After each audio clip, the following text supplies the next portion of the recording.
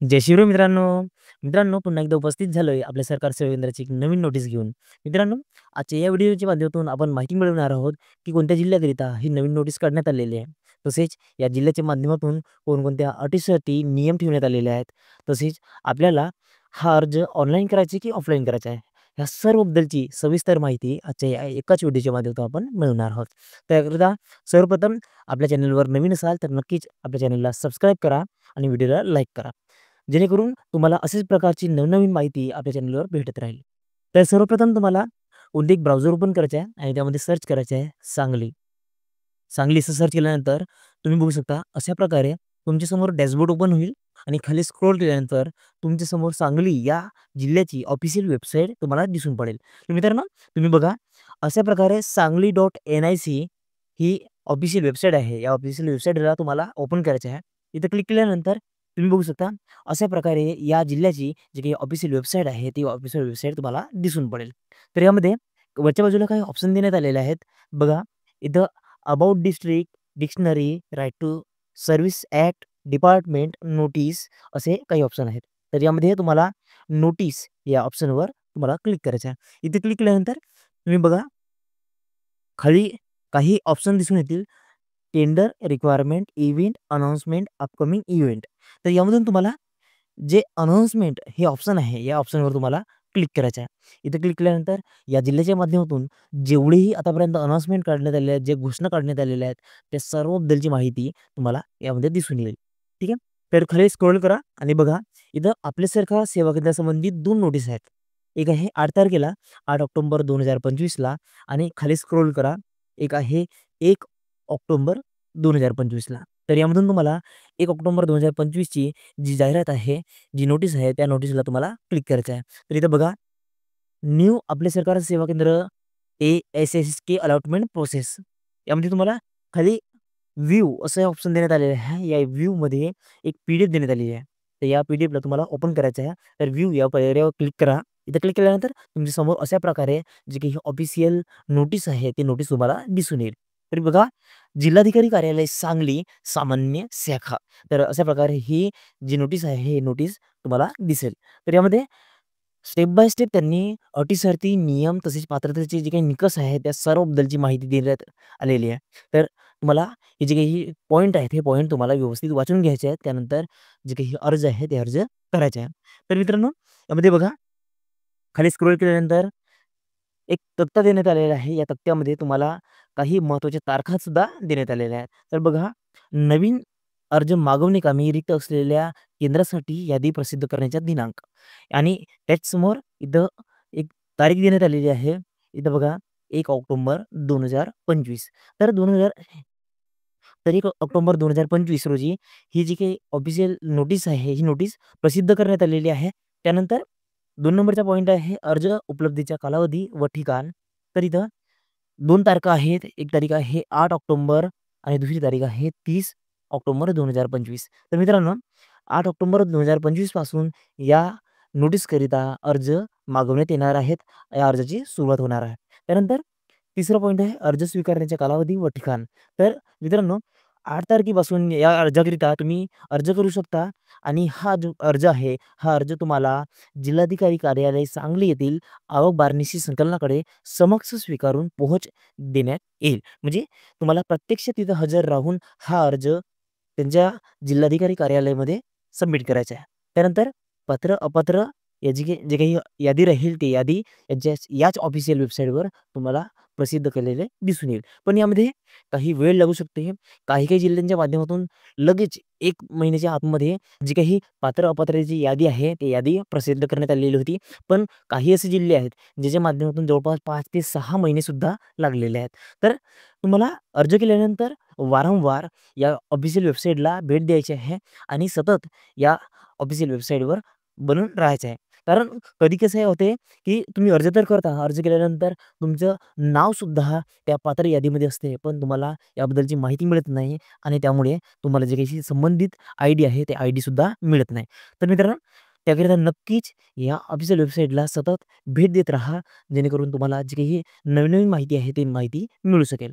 त्यानंतर खाली स्क्रोल करा आणि इथं बघा, आपले सरकार सेवा केंद्र मिळणे कामीच्या अटी, शर्ती यामध्ये देण्यात आलेले आहेत. इथं खाली स्क्रोल करा आणि बघा 2 नंबरचा पॉइंट आहे, उमेदवार हा 12वी उत्तीर्ण असावा.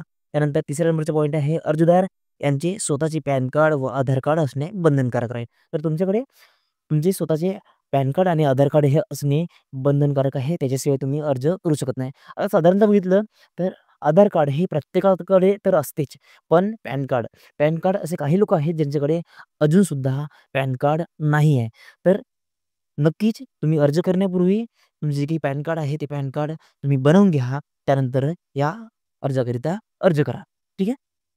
त्यानंतर अर्जदार हा त्या शहरातील किंवा त्या गावातील रहिवासी असावा व सदर अर्जदारास मराठी व इंग्रजी भाषेचे ज्ञान असणे बंधनकारक आहे.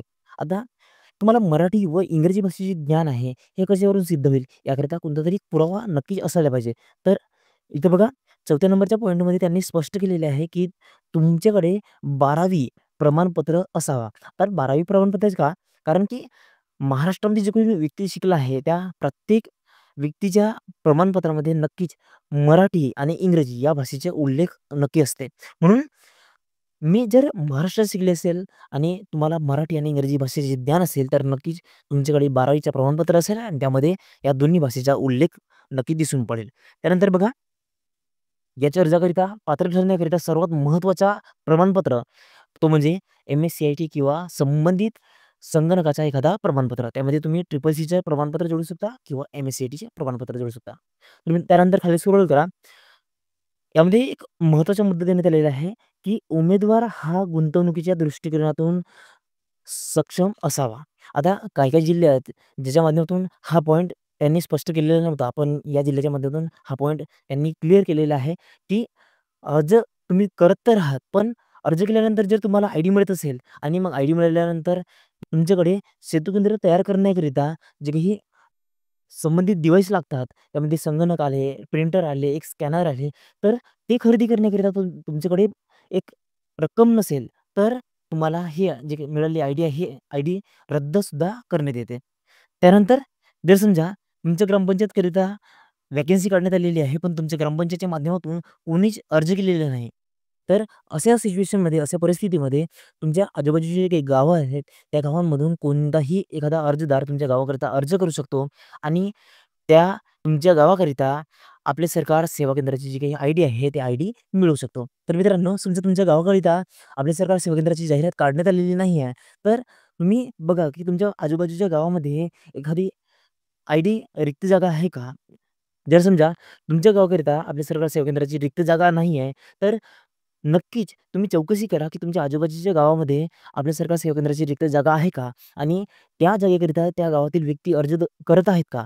जर नसतील करत, तर नक्कीच तुम्ही त्या गावाकरिता अर्ज करून ते त्या गावाची आपल्या सरकार सेवा केंद्राची आयडी मिळवू शकता.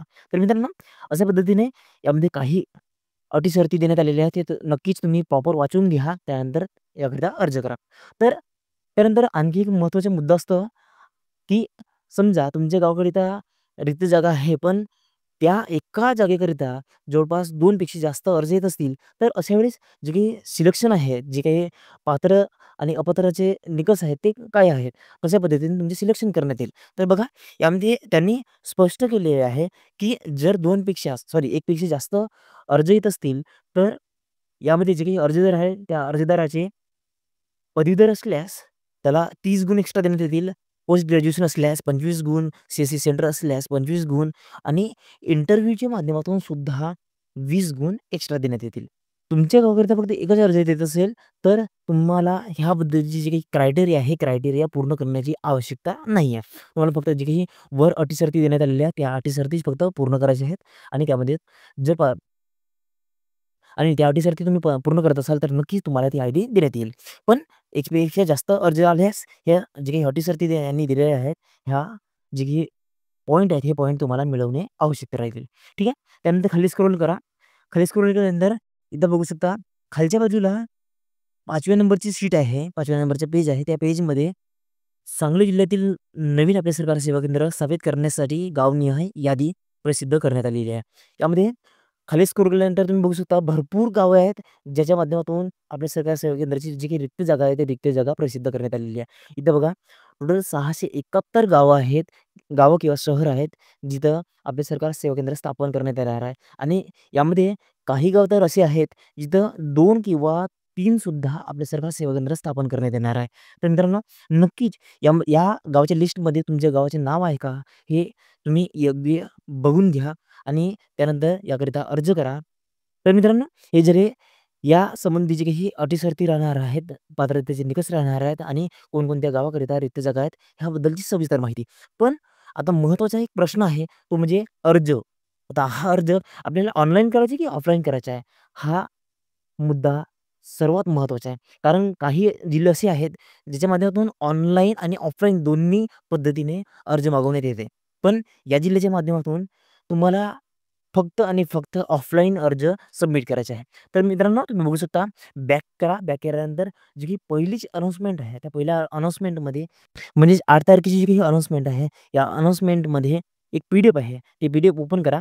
इथं ओपन केल्यानंतर तुम्ही बघू शकता आपले सरकार सेवा केंद्र मिळणे कमीच्या भरावीच्या विहित नमुन्यातील ऑफलाईन अर्जाचा नमुना तो आहे, तो इथं तुम्हाला दिसून पडेल.